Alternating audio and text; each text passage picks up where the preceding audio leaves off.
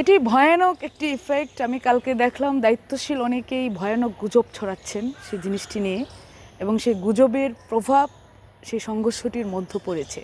আমাদের একটি জিনিস বুঝতে হবে, এখন যারা ছাত্র আছে তারা তারা স্বাভাবিকভাবেই হয়তো তাদের অনেক ধরনের এরর অফ জাজমেন্ট হয়।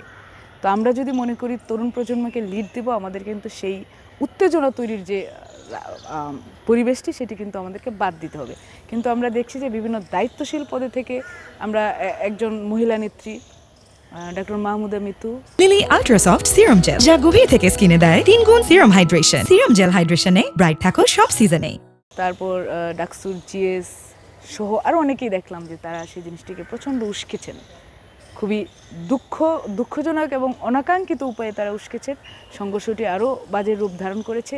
দুই পক্ষ থেকে কিন্তু অনেকে আহত হয়েছে, ছাত্রদলের অনেকে আহত হয়েছে, সেই অন্য পক্ষ থেকে আহত হয়েছে। তো সর্বোপরি এটি দুঃখজনক ঘটনা, এবং আমার জায়গা থেকে আমি বলতে পারি দায়িত্বশীল যারা আছেন তারা যদি তরুণদের জীবন নিয়ে ছিনিমিনি খেলা বন্ধ করেন, ছাত্রদের জীবন নিয়ে ছিনিমিনি খেলা বন্ধ করেন এবং তাদেরকে হাতিয়ার করা বন্ধ করেন, তাহলে হয়তো আমরা যারা তরুণ হিসেবে সংসদে যাচ্ছি আমাদের যাত্রাটা আর একটু সহজ হয়, আমরা আরও ভালোভাবে কাজ করতে পারি।